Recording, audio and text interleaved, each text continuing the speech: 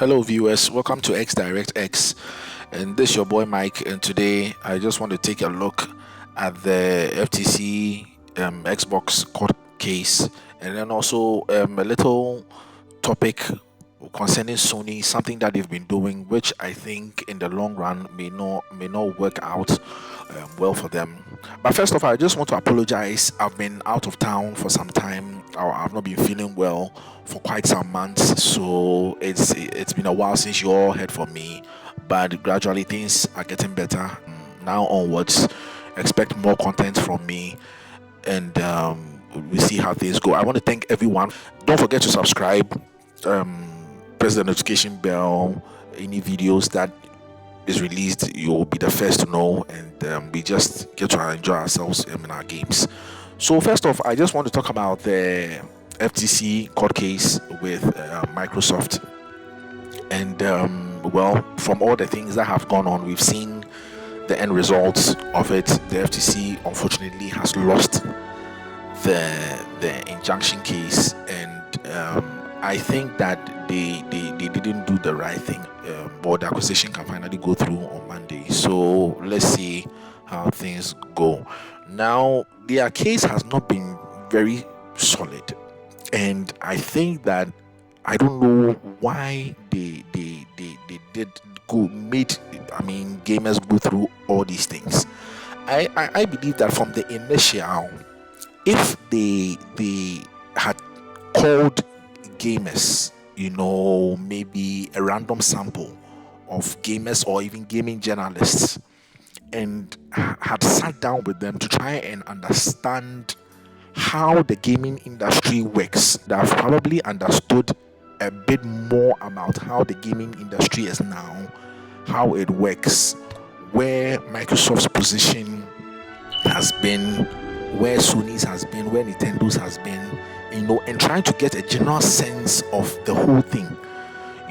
That could have helped them make a better judgment. And if even in the end they really did not agree to this measure, they would have gone about it the right way. But unfortunately, we saw what happened from the very start of the court case. They didn't even know what first party was. They were all over the place, and it almost looked like they just went on social media, looked at what fanboys from both sides have tweeted, and it's like just compile them and then just come and ask. And where you have a situation where now your witnesses are the one correcting you about certain issues, then you know that you have a big problem as a lawyer. So I just don't understand why they couldn't just, within the 1 year, it's almost like when the proposal went to them about the acquisition, they just threw the documents somewhere and they just relaxed and realized at the very last minute that no, we just have to block the deal. Because if you had 1 year since the beginning of the measure, the intention was known and documents were filed, that was as far back as 2022, and you could have gone through all these processes, sat with gaming journalists, sat with publishers, sat with CEOs from other companies to have a sense of what the gaming industry is. You would have now called both parties, or the parties that agreed and disagreed, sat with them, and basically had a certain type of understanding of how the whole thing was supposed to work. And then you could have some compromises earlier on, so that this thing could have even proceeded way earlier. Or if even you had doubts, do you see, or you wanted to even block it, you were still not convinced, you could have started way earlier.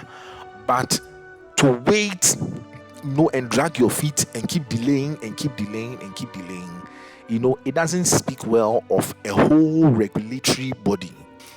However, I think that even in all this, they got some benefits which I think they should have accepted, like getting Microsoft to agree on certain things, and to even agree to bring some of the games on other platforms. I think that was a major win. It was started by the European Union, when that concession was made, that with cloud gaming they will start bringing it. So I think they got a huge concession by getting Microsoft to admit that okay, we would bring the Call of Duty onto PlayStation, and then maybe they'll just say it by word of mouth, and there's no contractual agreement, and then that's it. They'll just later change their mind, like they did with Bethesda, But this time they actually sat down with the other developers and publishers and got them to sign, a 10-year agreement with this person, a 10-year agreement with this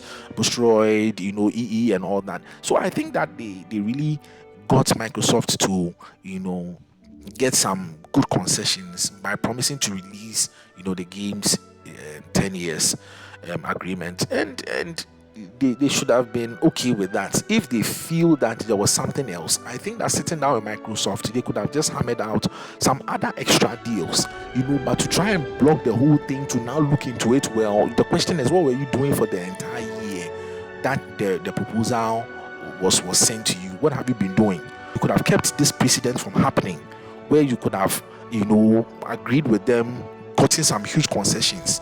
But now in losing this injunction, now you have sort of opened the floodgates for now other big tech companies to also now do some of these deals. And now when you try to get an injunction, it won't work because now you started a precedent.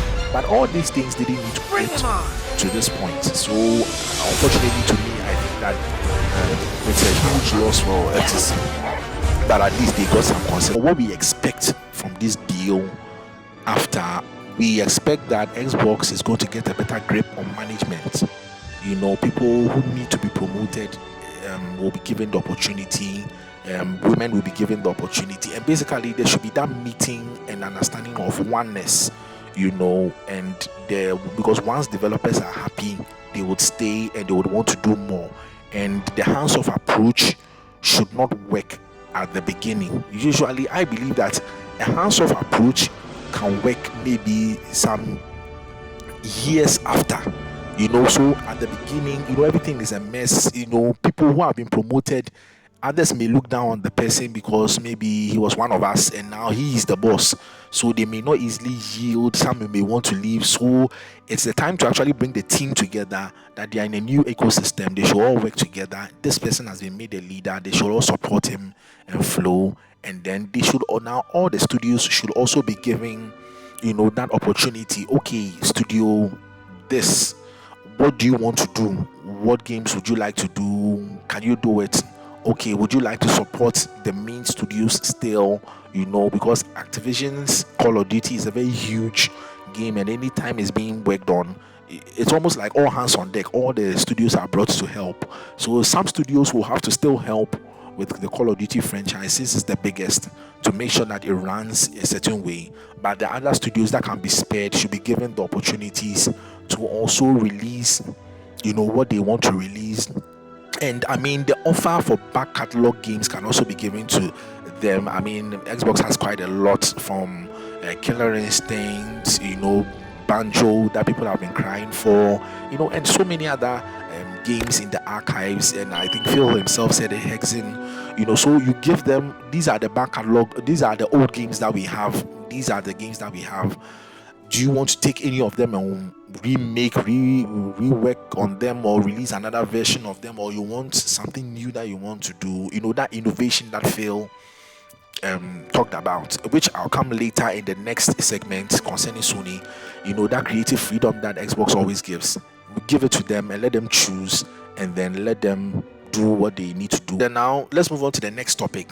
So for the next topic, I want to talk about Sony and something that they've been doing, which I think that even though it may in the short term may work in their favor, I think that in the long term may not also help them. And that is this thing about remasters and remakes, and re-releasing of the same game over and over and over. It sometimes it makes you feel as if they are feeding off people's nostalgia, and it's not a really good thing and a very good look, for Sony.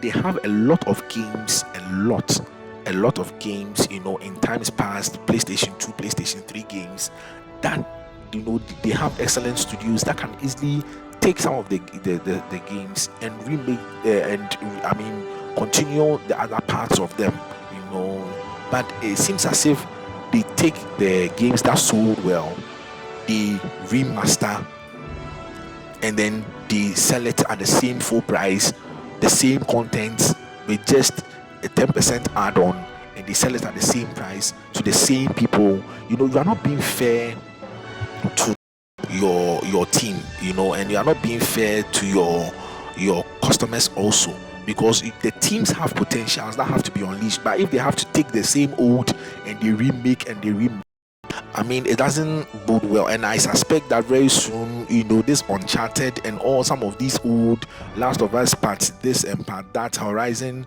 is going to go, they are going to start the first series again. I mean, all these things, it's not really necessary. The team is extremely talented, and it's not the best.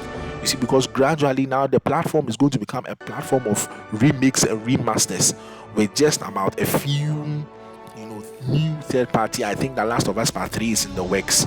Probably we can safely also assume that maybe Ghost of Tsushima 2 is also in the works. I won't be surprised if there's a Ghost of Tsushima remake, one remake that will come suddenly. And then also the rest are all live service games. We know that their studios are working on stuff, and behind the scenes, and it will be interesting to see them. But I think that they've really limited themselves in the creative freedom aspect, and I think that they really have to take a look at that, or else gradually they are going to delve so much into live service, and they are going to look down on this narrative creative freedom that you can be given to the developers to do whatever they want to do. So that is my little take also on Sony. So let me know what you also think about the FTC, court case with Microsoft and the CMA, how they are acting, and then also what do you think about this Sony remake and all these things that Sony has been doing. So let me know in the down in the comments, and take good care of yourself and have a nice weekend.